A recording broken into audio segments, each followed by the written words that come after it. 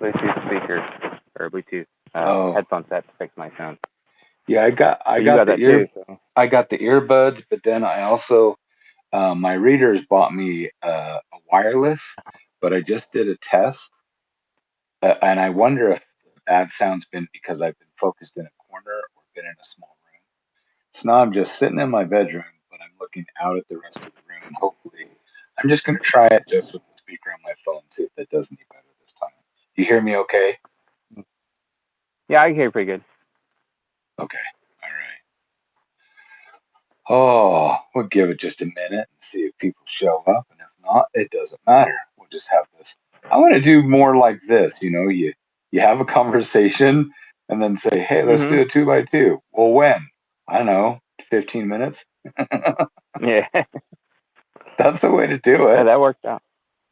Yeah, I mean, Oh, I Ben was able to get everything Dragon. together. So Yeah, there you go. Hello, Ben Dragon. And hello, Ben. All right, cool. All right, so this is I don't have it I don't have it like Anne does. I need to get the graphic. I don't have the graphic. yeah. I didn't even think to do that. I'll put it on after. So this is 2x2 with two riders with two questions, and I'm here today with DW Dixon. I'm excited because I've wanted to meet you. You were actually one of the first. You and John Ward were like two of the first people when I was new and started like reaching out into the community and trying to see who else was out there. Because, I first came to Substack and I'm reading other things, but I'm like, do I have a community here? Are there people I can Mm. actually talk to? I was just a lurker, you know?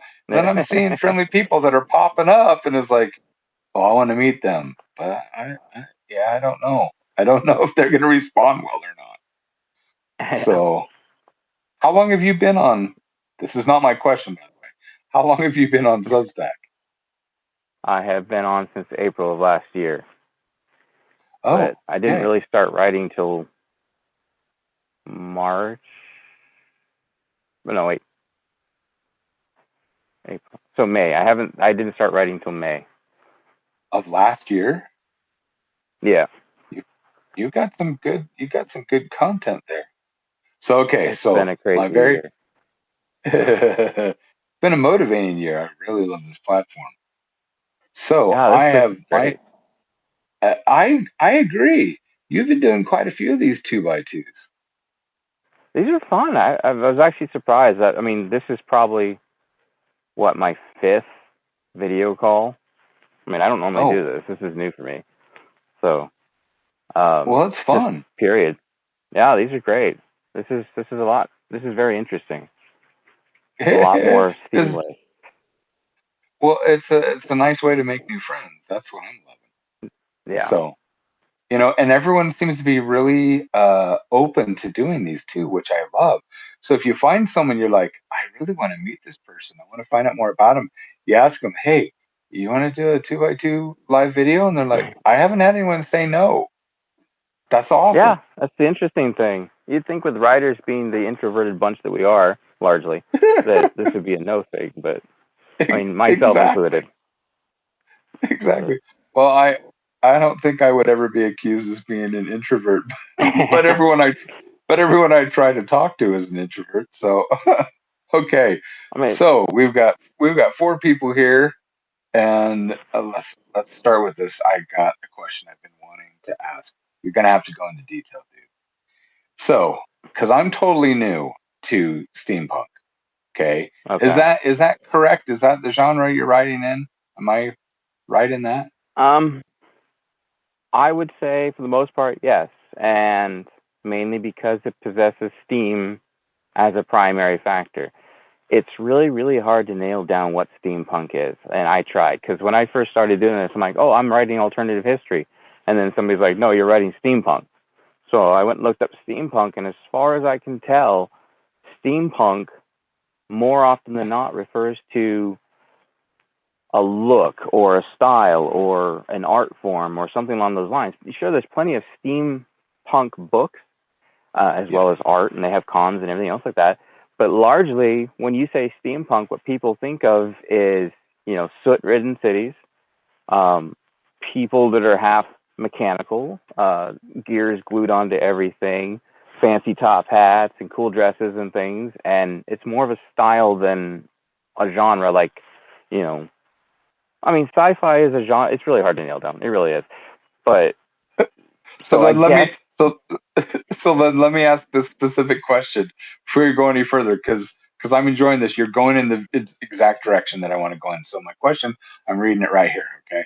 So the question is, how would you explain? Because I am so new to this, and that story that you recommended and I read. Oh my gosh, that blew my freaking socks off. I had so much fun. Now when we're done with this, you're gonna have to show me where that story either is before that or I want to stay in that storyline. But Okay. how would you explain steampunk as a genre to someone who knows nothing about it, me, to hook Mhm. them? It is retro futuristic.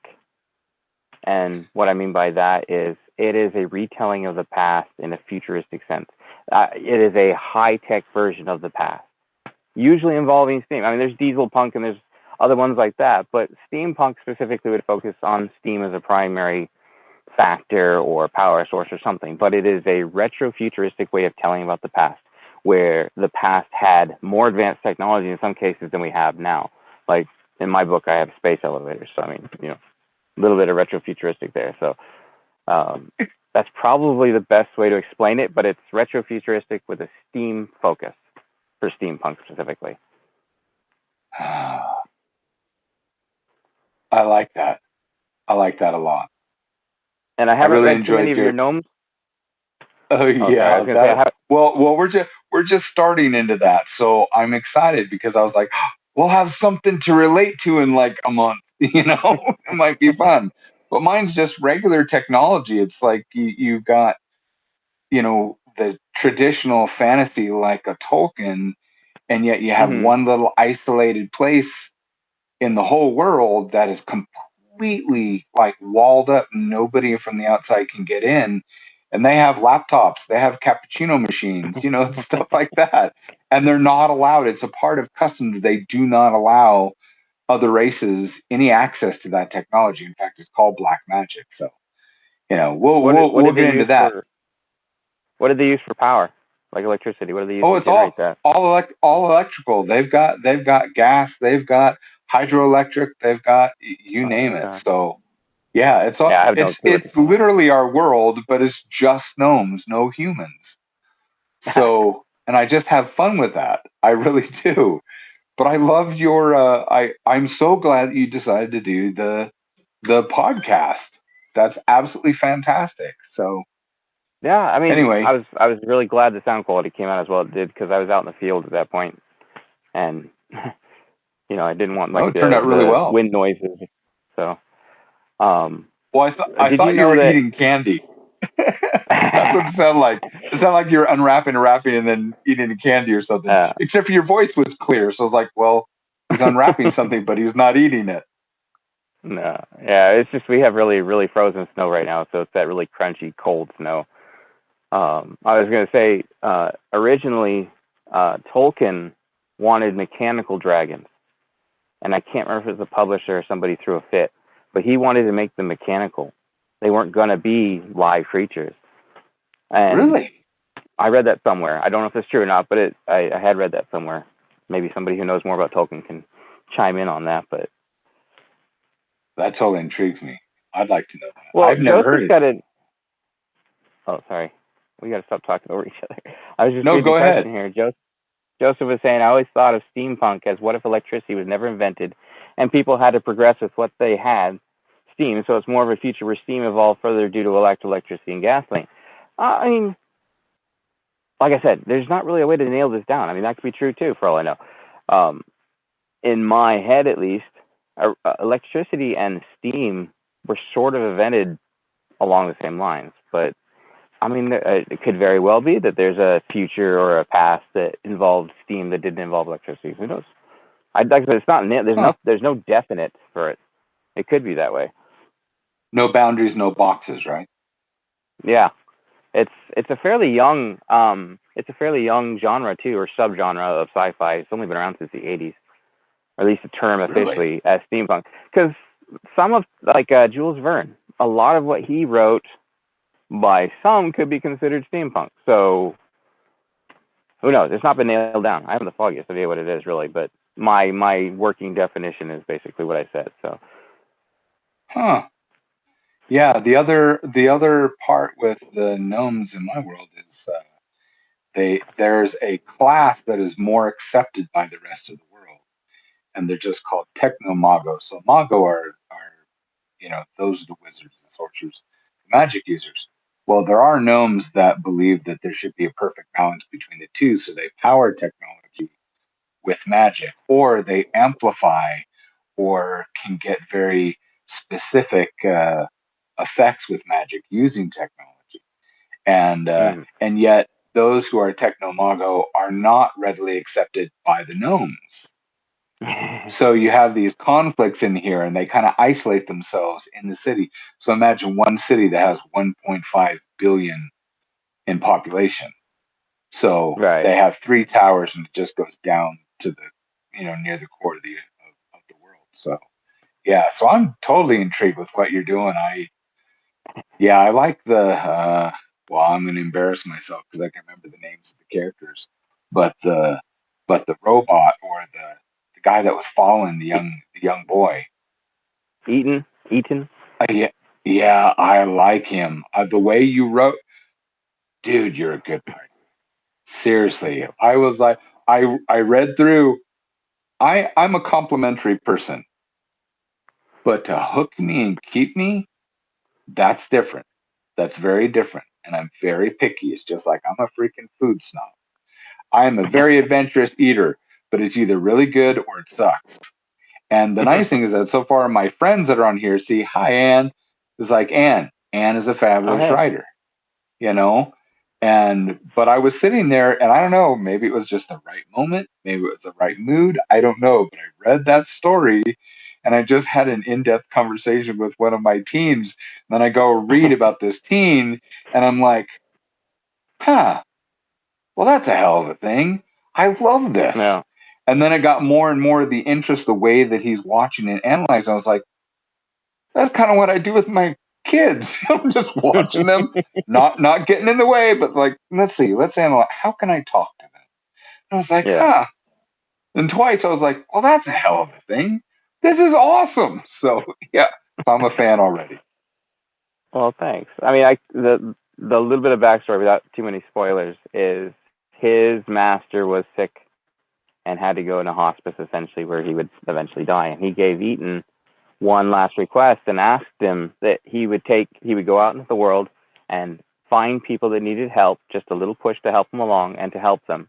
And Eaton had no idea what that meant, and his master basically said, "You'll figure it out," and to go out and do this for him because Eaton's still figuring things out. So it'd be kind of hard to say that he loved his master, but there was definitely something there that he's still figuring out. He's figuring out all this stuff too as he goes along, but he wanted to do this for his master, and so he agreed to it. And there's a couple of stories previous to the one that you're currently reading of him going out and doing that and helping people. So Okay, you got there's to a whole give me, series there. you got to get me links to those, and then I will put them in this when the 2x2 posts on my site, and then I'll link to those because Okay.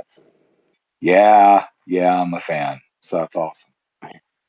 Okay, your turn, Uh, dude. okay. So now I know you do a lot of art, but I also know you write books. So answer this in either flavor. But what of those inspired you to either draw or write? Was there a book that inspired you to write? Was there a piece of art that inspired you to draw originally? Um, no, I started drawing when I was 2. I just my mom would laugh and say you were like born with a crayon on your hand, in your hand. So I've drawn. I've never. I literally have no conscious memory of ever not drawing. If you look at all my kids, they do the same thing. My youngest now, I have 13 kids, and my youngest is 5, Ruby, and I mean, she's blowing me away for 5 years old. The stuff she's drawn, That's cool. man, just man. Yeah, and then my son Roman, who just turned 10, like he likes to smile, says, "Dad, I'm double digits now." Anyway, and the stuff that he's creating, yeah, it just blows me away. So I've always drawn. I've never had an art lesson, never went to school for it. It's just an obsession. So, you practice something long enough, and then I learned from comic books. And so I always loved the storytelling of comic books. I was always a comic book Uh, collector. So I had thousands. I had every X-Men from issue 4 on at one point. And yeah, I had one heck of a collection. And I actually sold my entire comic book collection. Everything except for my favorite, I think my favorite 80 or my favorite 100.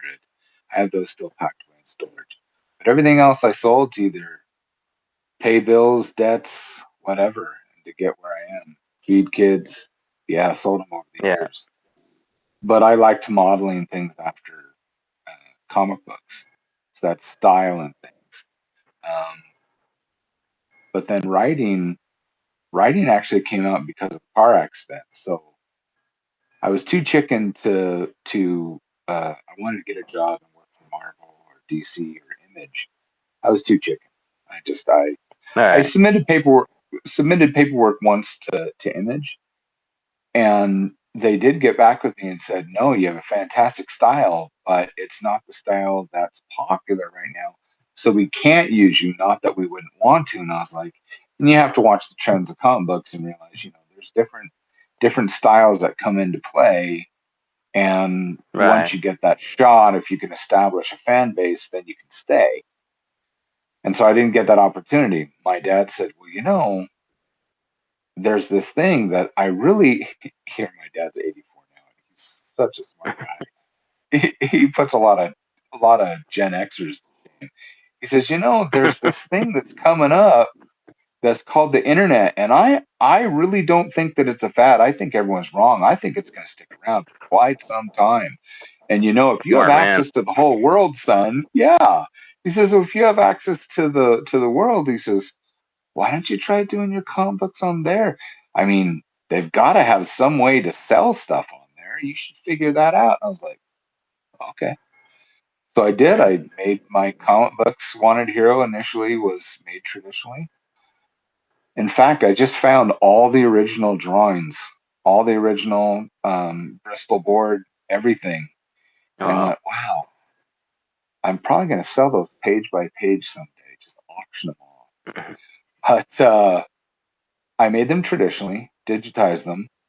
And then in 2005, I started selling them for 97-cent PDF downloads. And it got so popular within the first year, I was able to pay my bills doing it and take care of my family. That Wow. went for a few years. And then I got into a car accident, mangled my hands, completely destroyed my hands. I had to have muscles resewn in my palms. And that was rough. And I, Yeah. I actually woke up one morning and I couldn't feel my hands anymore. So, and I mentioned this. I think it was when we did the 2x2 with Ann, and I just walked away. I didn't say anything to anyone. I just stopped making comics and didn't tell anybody, Hmm. which sucked because I had readers in 60 countries. Wow. So yeah, so I was living my dream, and then all of a sudden, within a few days, everything was gone. I couldn't draw, and I've always drawn. That's like breathing, Okay. and then you can't. So it's like, well, this Yeah. sucks. So I found another job, made even better money than I had there, completely out of my room, and glad I'm not doing it anymore. But but my hands started working again. But during that stint when I couldn't draw, my wife and my kids were like, "Well, you can't not do Wanted Hero." Some of my older kids were like, they hit them the other day during Thanksgiving. They're like, Dad, there's something weird about Wanted Hero. Really, only something weird? And I said, we can't actually remember growing up without Wendell, Chuck, and Dax. It's kind of like they're brothers or really twisted uncles or grandfathers. It's like they're part of the family. And I was like, oh, I have been doing it since before you were born. Wow. And Yeah, my oldest and my wife are like, you should just try to do this as novels and write it. I'm like, I'm not. Well, Yeah. you are. I was like, no, really not. It's like you write scripts for a comic, and I never considered that anywhere you know, like you and I do now, writing novels. It Mhm. just didn't seem the same. Yeah. And so they kept pushing, and I tried, and then I had a mutual friend, and one of his dearest friends was David Farland, um, also known as Dave Wolverton. Anyway, and so he's a New York Times and international Mm. best-selling writer. Rest his soul, he passed away. Um, but I got introduced to him. He looked at my first script and said, "Yeah, you got to do this." What was really funny is that when I met him, and me and my teen boys, we were his fans. So we read Mhm. his Rune Lord series. And so when I met him, it was so hard not to be like, I'm not worthy, you know? And we meet, and he comes into town, and he takes me out to dinner. Mm. And so we go to dinner, and we're at the table, and I start eating, and it's like 2, 3 minutes before I notice he's not eating. So I look up, and he's a very dry personality, very kind, so very kind, so intelligent, but just very dry sense of humor. And he says, "Wait a minute, Jaime Buckley." I'm like, "Yeah." He said, "And you do Wanted Hero?" And I went, "Yeah." He says, "You mean like the Wendell, Chuck, and Dax Wanted Hero?" And I'm like, "Yeah." And he goes, "Like the e-comic, like the 97-cent e-comic?" I was like, "Yeah." He goes, "I read your comic." And I did the dumbest thing in the middle of a restaurant. I yelled, "Liar!" And I'm like, "No." And he's like, "I have." And then and I was like, "Oh my gosh, I'm such a fan of this man." And he read my e-comic. And he says, "Wait, I can't help you." I went, "Wait, what?" And he goes, "I don't do comic books. That's not my thing. I do novels. I do, even for animation and writing for video games and all that." In Oh. fact, he did all the history for StarCraft. Oh. And yeah, and I said, "No, no, no." And then I showed him my hands, the surgery on my, I don't know if you could see that, but the little lines up the center of my palms, but they had to open up my palms. And I said, "No, I had surgery." And then eventually after that, I had to have, what is it, carpal tunnel surgery. And I said, I'm not drawing anymore. I'm trying to take that and make it into novels. And he goes, "Oh, I could help you with that." And he goes, because I want to see how the story ends. Well, that hasn't happened. Anyway, that was a long answer. Sorry. But yeah, Oh, that's everything's fine. connected. That's what these videos are But for. yeah. Yeah. All right. I'm thinking everyone else should have one question, and I should get two or three. Meaning I can ask you or two or three, but you only can ask me one, so we level out the answers. Okay. You find the right one, I'll keep going forever. Oh, there we go. Well, this is my favorite question. I'm going to ask this of everybody. So anyone who's on my list and you're watching, listen to this question because you're going to get asked it. What is the one thing people don't know about you, DW, that you think that they should know about Well, I guess it's time to come out. I mean, I've been keeping it a secret for about 70 years, but I'm Batman.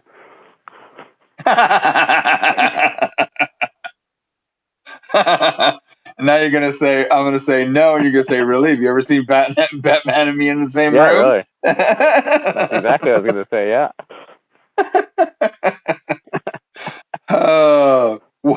What do you want people to know about you Oh, that gosh. you think that people should know?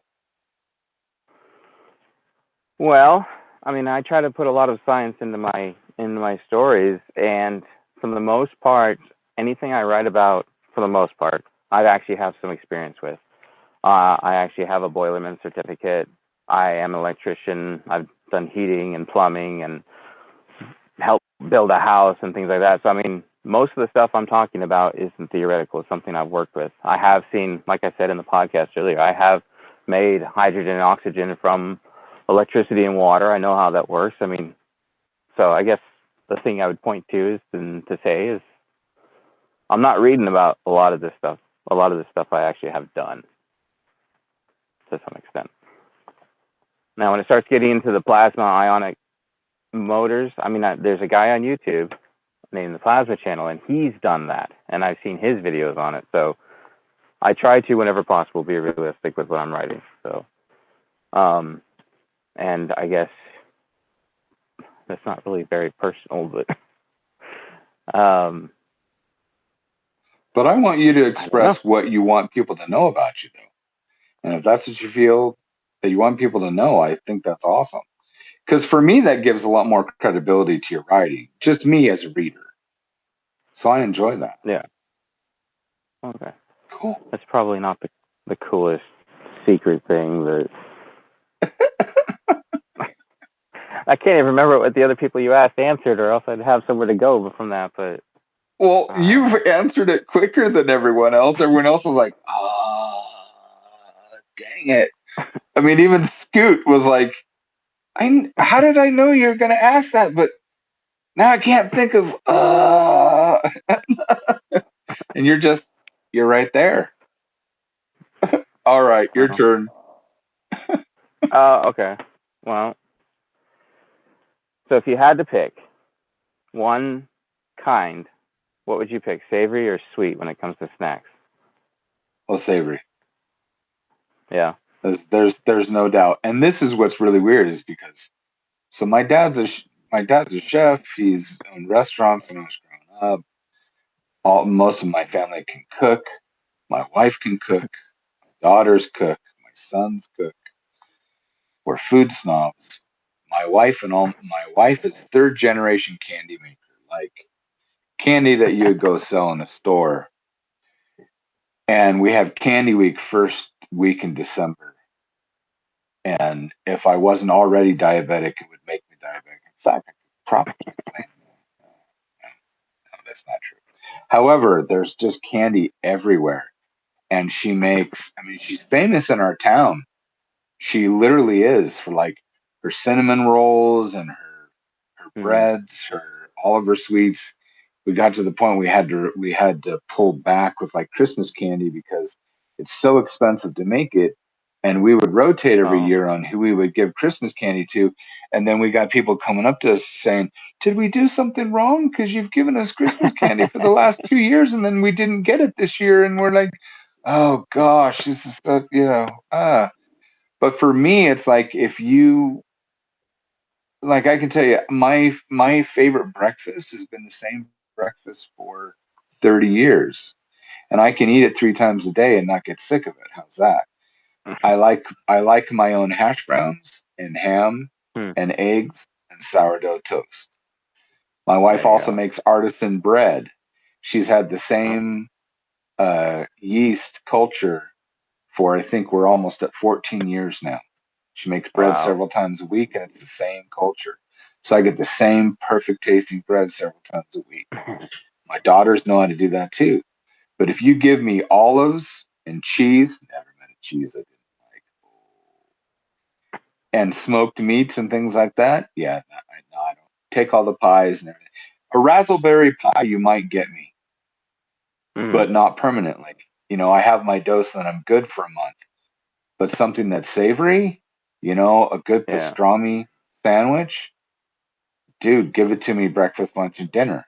Yeah, no, I'm Yeah. savory. There's Yeah. I'll no marry that one. question. So, how about you? I want to know about that. I know. Here's the bonus uh, question. all right. If I had to pick one, it would definitely be savory. I can tap out with sugar pretty quick, and Yeah. I even got to the point where I was able to wean myself off sugar and milk and my coffee. So everything extra, I'll eat a bowl of oatmeal straight without anything on it, just because it tastes like it's got a buttery taste to it if you just let it all by itself. So I It's think funny with sugar. you gotta say with oatmeal, I always put butter and salt on it. That's usually how I eat it. Huh. Isn't that Huh. weird? It's just Yeah. it's you put butter It, in it and you put a little bit of salt, which brings out more of the butter flavor. That's why I do huh. it. Just try it sometime I if think you there's like the taste of butter. well, yeah, I do. I mean, hey, that's cool. You learn something new every day. Hmm. Well, do we have any questions that anyone's asked? I can't see it. I'm afraid Uh, to touch anything. Since uh, mm, it was doesn't look Joseph's like the it. last one? Yeah, I Can't think see. so. Anne said hi. Oh, Hello, hi, Wanda. Anne. Yeah, Wanda and Joseph. If you read my stories and you come across the Wolves of San Francisco, that was inspired by Wanda Bush here. She asked, or she was curious as to what if I could write a villain that was an old lady that everybody thought was nice and she wasn't actually. So it's one of those. I used to live next to women like that. All right. Well, You have any questions, Anne? I'm gonna keep delving into DW's stories because I'm gonna recommend his stuff. So well, thank you. yeah, that was a good experience. I'm so glad that I found you, and I'm glad that we've met and you know chatting back and forth. And gosh, One of hey, these, I got one one for of you. these times, Go ahead. I was saying one of these times we need to do a 3x3 and see how many people we can stuff on here in one time. Well, you know what we can do right now? We should just totally terrify Anne and bring her in right now. In fact, you know what? Let's do that. All right, Anne, we're bringing you in. We're gonna add. See, she doesn't have a choice now. She's gonna freak. She's going, oh no, oh no. And then you get to ask her a See? question, and I get to ask her a question. How's that? Let's Hurry do up. that. Yeah, let's do that. Come on, Anne. My Don't sister, let us my down. sister, Hook up your phone. I guess the reason why my oatmeal tastes like butter is because it's literally made with butter. Ha I'm Hey, we not. got ha! She three. I'm not. did it. She did I it. just This is put it's a lotion on my hands. so so what this isn't a fashion show, dear. This is a conversation with two out of whack guys. We Uh, we threw this thing together in half an hour. So there you go. How are you, Ann? No, just smile. Then you always look great. Don't worry about it. Okay, DW, do you want to ask her a question first, or shall I? okay. What was the most what was the most revealing thing you found when you were at the Harvey house? Ooh, good question.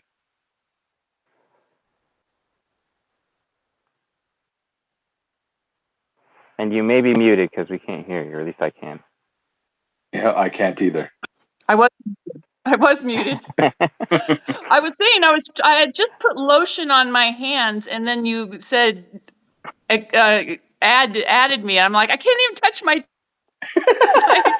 phone. My hands are all Perfect greasy. timing.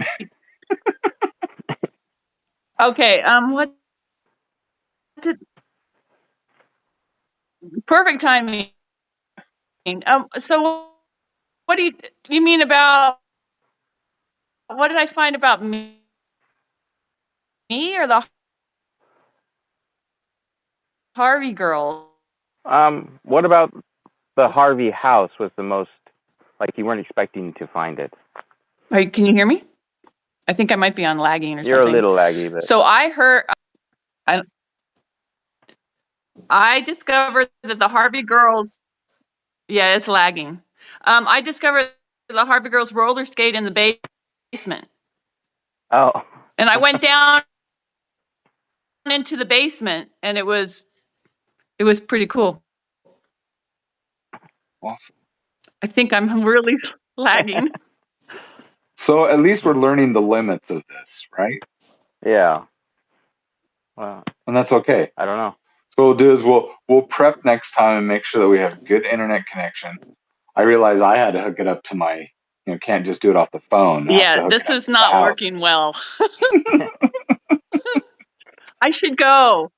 All right. Well, we'll close it. All right. Love you, Ann. Thank you for being a good sport. Thank you. All right, DW. Well, thank you for doing this at such short notice. I just figured I'd throw it out there, just see, hey, let's just do it now. Throw caution to the wind.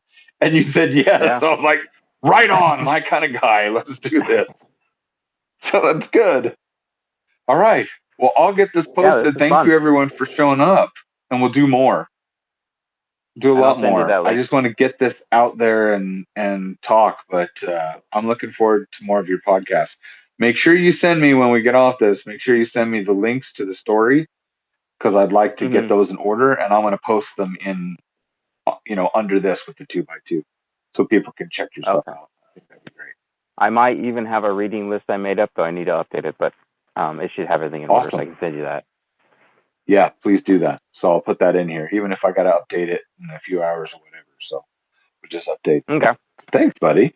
It's nice to kind of not but meet you. Yeah. Nice to meet you too. Not nice to. However it went. I'd like to do one either with you and me and John, or you and me and Scoot. I think you and me and Scoot, that would, not to make it a pun, but that would be a hoot. Yeah. All right, buddy. You have a good evening. Thanks for being a good sport. I appreciate it. And thank you everybody for showing up. And we'll see you next time. All right. Bye. Bye.